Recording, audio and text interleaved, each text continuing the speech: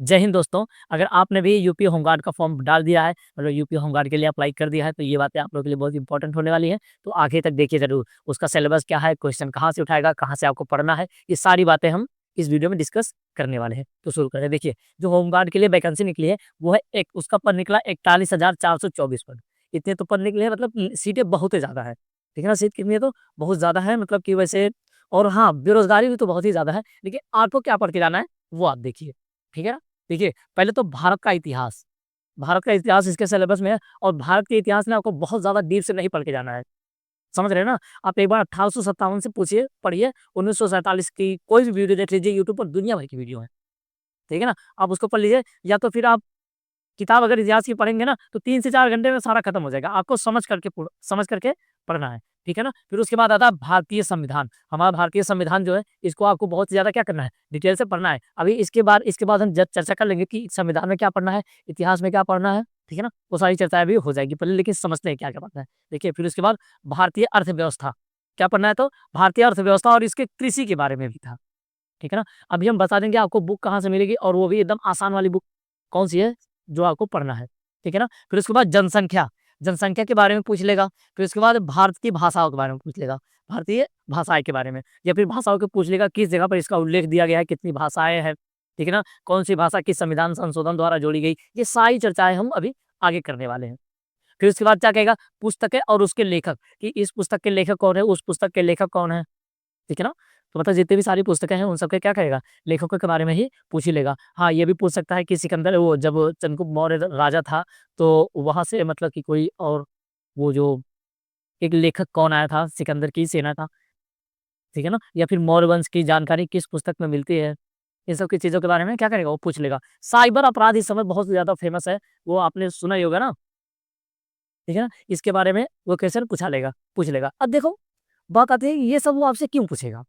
तो क्या ये सब होमगार्ड को जानने की आवश्यकता है? होमगार्ड क्या बेचारा एक तो लाठी लेकर के ऐसे खड़ा रहता है? उसको इन सब चीज़ के बारे में ज़रूरी है जानना? नहीं, लेकिन वो पूछ इसलिए रहा है क्योंकि इसमें 40,000 वैकेंसी निकले तो 20 लाख लोग अप्लाई भी करने वाले हैं। अगर वो एकदम ज़्यादा ईज़ी कर देगा, तो सभी लोग पास हो जाएँगे, फिर छाँटेगा कहाँ से? समस्या है ना? इसी वजह से क्या कर रहा है, ये सारी चीज़ें पूछ रहा है और यूपीए सरकार की योजनाओं के बारे में पूछ लेगा।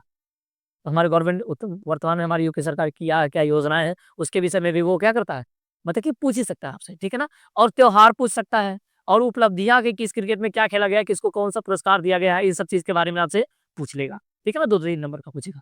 फिर उसके बाद क्या होगा, अनुसंधान के बारे में पूछ लेगा। अनुसंधान के बारे में पूछ लेगा और उसकी खोज के बारे में। क्या करेगा तो अनुसंधान और उसके खोज के बारे में पूछ लेगा। फिर इसके बाद भारत के बारे में कुछ पूछ सकता है और उसके पड़ोसी देशों के बारे में। ठीक है ना? भारत के बारे में तो कुछ पूछ ही सकता है, इसका पुराना वाला नाम क्या था? इसकी पहले राजधानी कहाँ थी? है ना? एक दिन के लिए राजधानी किस देश को मतलब किस शहर को बनाया गया था? जैसे अभी तो वर्तमान में दिल्ली है, यहाँ से पहले राजधानी कहाँ थी? वर्तमान में इस समय जो दिल्ली है, इससे पहले कहाँ राजधानी थी? कलकत्ता भारत की राजधानी कब हुआ करती थी? ठीक है ना? इन सब के बारे में क्या कहेगा? वो पूछ लेगा और उसके बाद कुछ पड़ोसी देश है, जैसे हो गया हमारा मालदीव, श्रीलंका, भारत अपना ये पाकिस्तान, अफ़गानिस्तान, नेपाल, भूटान, बांग्लादेश, इसमें से किसी एक देश की आपसे राजधानी पूछ सकता है। या फिर किसी देश से आपका संबंध पूछ सकता है या फिर किसी देश में हुए आक्रमण के बारे में पूछ सकता है ना। हाँ, ये भी पूछ सकता है कि वर्तमान में बांग्लादेश की मतलब कि वो राष्ट्रपति प्रधानमंत्री कौन है या फिर नेपाल के प्रधानमंत्री कौन है, पाकिस्तान का प्रधानमंत्री कौन है, ठीक है ना? या फिर उसके राजधानी के बारे में पूछ सकता है या फिर ऐसा पूछ सकता है कि जब बांग्लादेश आज़ाद हुआ था उसकी राजधानी कहाँ थी? समझ रहे हैं ना? इन सब के बारे में वो क्या कर सकता है, आपसे पूछ ही सकता है या फिर ये भी पूछ सकता है कि नेपाल का सुप्रीम कोर्ट कहाँ है या फिर उसका हाई कोर्ट कहाँ है, उसका विधानसभा कहाँ है, उसका विधान परिषद कहाँ है, संसद भवन कहाँ है, इनकी इसमें से किसी भी चीज़ के बारे में क्वेश्चन आपसे पूछ ही सकता है। तो आपको क्या करना है, गूगल खोलना है, बस इन्हीं अपने पड़ोसी राज्यों के पड़ोसी देशों के बारे में फटाफट से जानकारी ले लेनी है, ठीक है ना? जितने पड़ोसी देश हैं उनके बारे में जानकारी करके एक नोट्स बना लेना है, 1 पेज में पड़ोसी देश के बारे में सारी जानकारी खत्म हो जाएगी, ठीक है ना? बहुत ज़्यादा आपको डिटेल में नहीं जाना है, ठीक है ना? अब क्या आप आपसे पूछ ही सकते हैं, ज़्यादा से ज़्यादा पानीपत का युद्ध पूछ लेगा, क्योंकि ये तो अभी अब 7th क्लास के बच्चे से पूछ लेंगे ना पानीपत का युद्ध कब हुआ था, तो बता देगा, ठीक है? ये क्वेश्चन बहुत पुराना हो चुका है, ठीक है ना? तो आप दिमाग लगा कर के एक्स्ट्रा नॉलेज मतलब कि एक्स्ट्रा नहीं, दिमाग लगा के स्मार्ट स्टडी करिएगा, तो हो सकता है कि इस बार भी आपका निकल ही जाए। बस आपको 1 सीट चाहिए इस 41,000 में से, ठीक है? आपके लिए कितनी सीट? सिर्फ़ 1, इतनी भीड़ में तो आप 1 सीट नहीं ले सकते हैं, ले लेंगे, ठीक है ना? तो अब आगे बढ़ते हैं। अब देखते हैं हमें भारतीय इतिहास में क्या पढ़ना है, ठीक है? या फिर भारतीय संविधान में क्या पढ़ना है? इसका आप स्क्रीनशॉट ले लीजिए। हुँ।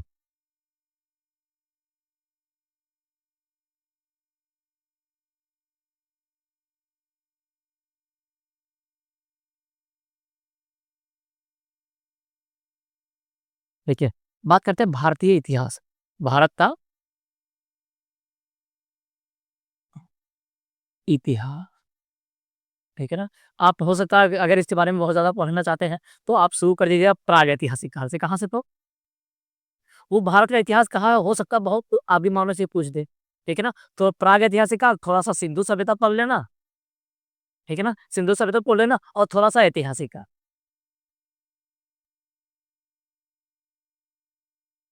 ऐतिहासिक काल।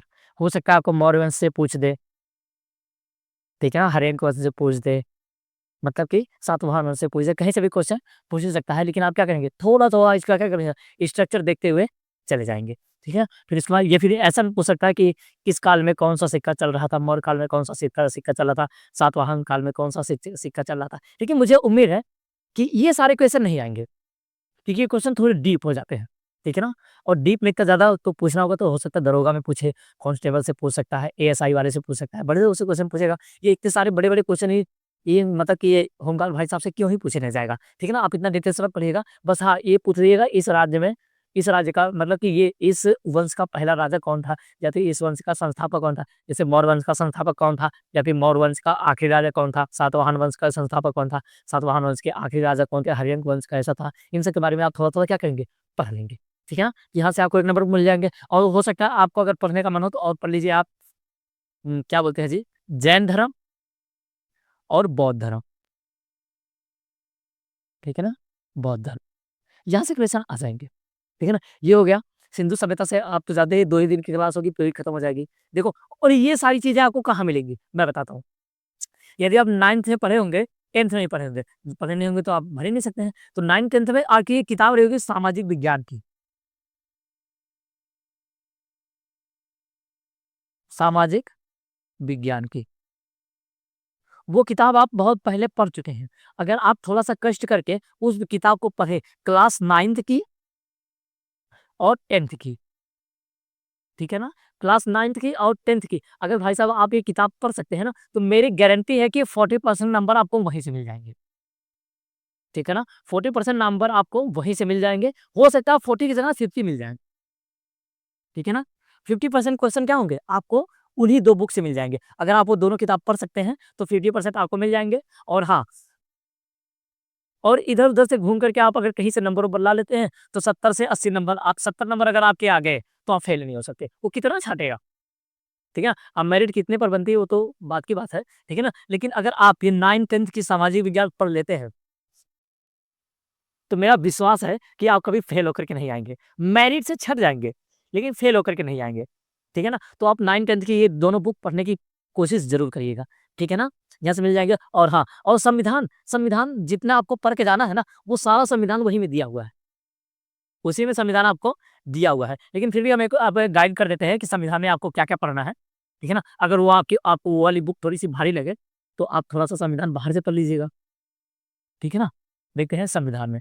भारतीय संविधान में क्या पढ़ना है तो देखिए, आपको एक टॉपिक पढ़ के जाना है, टॉपिक करके लिख देते हैं, मूल अधिकार के बारे में। मूल अधिकार, मूल अधिकार को बहुत डिटेल से भी नहीं पढ़ के जाना है, ठीक है ना? बहुत डिटेल से वो नहीं पूछेगा, एकदम ईज़ी पूछेगा, ठीक है ना? बस आपको समझ में आना चाहिए कि क्या पूछ रहा है। मूल अधिकार पढ़ के जाना है, मूल अधिकार वर्तमान में है कितने तो 6, है ना? वो ऐसा कह सकता है कि वर्तमान में मतलब कि वर्तमान में किस संविधान को मतलब वो हुँ, किस मूल अधिकार को मौलिक अधिकार से हटा दिया गया है या फिर किस मूल अधिकार को कानूनी अधिकार बना दिया गया है, ठीक है ना? तो संपत्ति के अधिकार को संपत्ति के अधिकार से क्वेश्चन पूछ सकता है क्योंकि संपत्ति का अधिकार 2 है ना, एक 19 के 6 में है और इसमें इसमें भी छँटा ही है, ठीक है ना? 2 जगह है तो संपत्ति के अधिकार से क्वेश्चन पूछ सकता है और उसके बाद क्या पूछेगा? प्रधानमंत्री से पूछ सकता है ना? प्रेसिडेंट से पूछ सकता है, राष्ट्रपति से पूछ लेगा, यहाँ से क्वेश्चन उठाएगा और कहाँ से उठाएगा? हो सकता है संसद भवन से पूछ ले, है ना? कि वर्तमान में वो लोकसभा अध्यक्ष कौन है, राज्यसभा अध्यक्ष कौन है, उपराष्ट्रपति इन सब के बारे में उस उपराष्ट्रपति के कार्य पूछ सकता है, राष्ट्रपति के कार्य पूछ सकता है या फिर ऐसे पूछ सकता है राष्ट्रपति को शपथ कौन दिलाता है, राष्ट्रपति की आयु पूछ सकता है या फिर राष्ट्रपति किसको तो शपथ दिलाते हैं, विधानमंडल में जो राज्यपाल होता है उसको शपथ कौन दिलाता है, ठीक है ना? इन्हीं सब के बारे में पूछ सकता है और इससे ज़्यादा क्वेश्चन पूछेगा नहीं, संसद भवन से पूछ लेगा या तो फिर विधानमंडल से। है ना? या फिर पीएम के जो कार्य एवं शक्तियाँ पूछ लेगा, कार्य एवं शक्तियों के बारे में पूछ लेगा। कार्य एवं शक्तियाँ पूछ लेगा या फिर उसका कार्यकाल पूछ लेगा, सीएम के बारे में पूछेगा बस और इससे ज़्यादा क्वेश्चन बनने वाला नहीं है। संसद भवन से क्वेश्चन पूछेगा ही आपसे, ठीक है ना? और फिर उसके बाद कहाँ से क्वेश्चन उठाएगा? आप देखो एक एग्ज़ाम है यार, छोटा-सा एग्ज़ाम है, बहुत बड़ा एग्ज़ाम नहीं है। बस आपको समझ में आना चाहिए, पूछेगा यही, ठीक है ना? पूछेगा यही एकदम ईज़ी क्वेश्चन, बस आपको समझ में आना चाहिए, ठीक है ना? बस हाँ, और कुछ अलग से पूछने वाला नहीं है। इसी की वजह से नहीं, पहला सही है, दूसरा सही है, दूसरे का गलत, तीसरा सही, ये भी सही, वो भी सही, ठीक है ना? उसी क्वेश्चन को मतलब कि देखो अगर उसको देखोगे तो एक क्वेश्चन पूछता है बेसिकली उसी क्वेश्चन में 2 क्वेश्चन छुपे रहते हैं।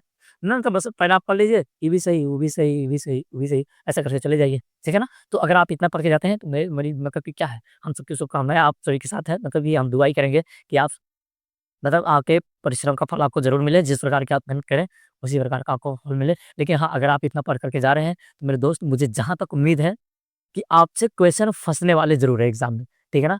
तो बेस्ट ऑफ लक, हम मिलेंगे नेक्स्ट क्लास में, तब तक के लिए जय हिंद।